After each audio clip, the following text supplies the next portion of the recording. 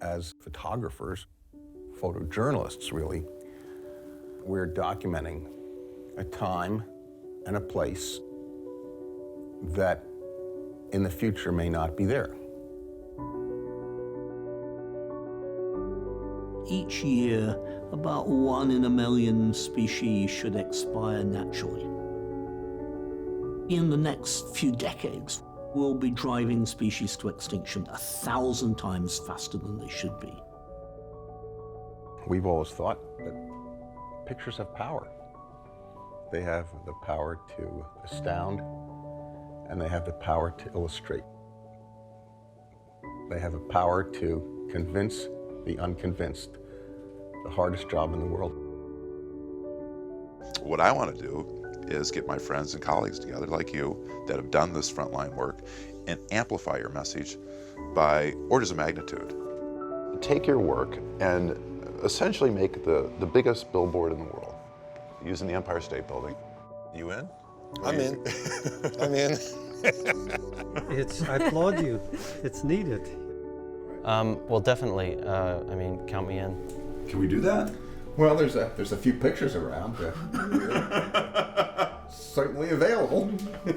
I'm down for it, Louis. Absolutely, I'm game. Absolutely. Oh, yeah. I was going to ask if you were thinking about doing something big for us. That sounds pretty big. When we dream, we don't dream inside of a box. We dream inside of worlds.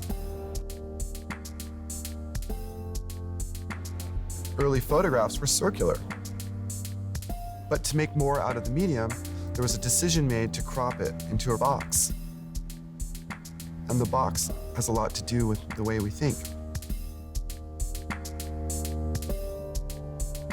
My way has always been blowing up the medium into a million pieces and letting it become something else.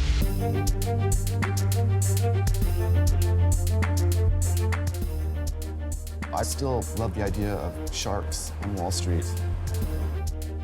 If we just have like a whale going by, Yeah. and then it jumps off into some other building.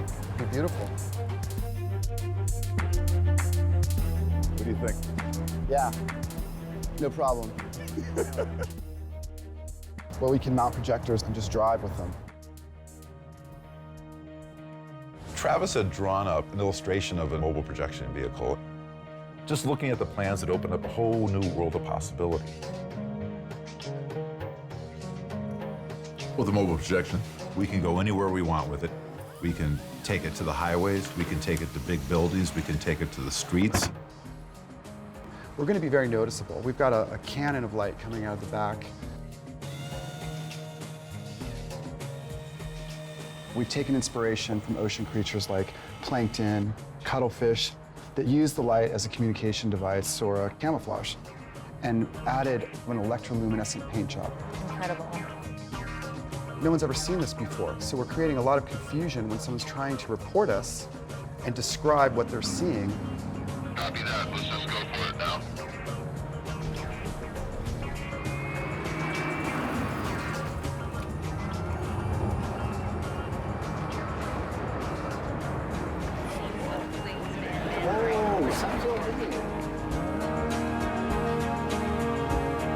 Back when I was in college, everybody in the class used to do the POW. It was called Pet of the Week. And what it was, you go to the Humane Society and you take a picture of an animal so it can be saved.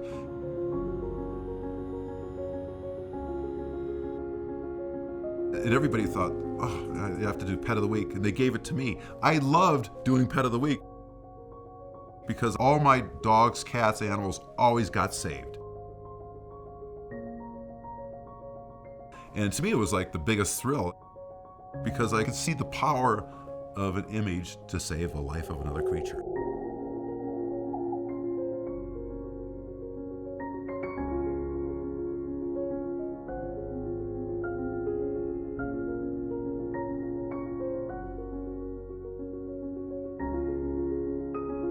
It sounds a bit silly, change your diet and save the planet, but if humans could become vegetarians now, it would make a massive difference.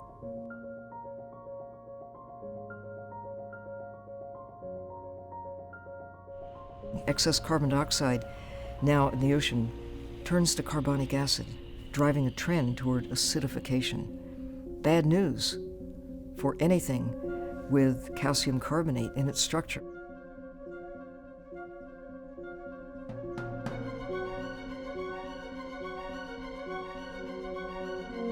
In 200 years, people will look back on this particular period and say to themselves, how did those people at that time just allow all these amazing creatures to vanish?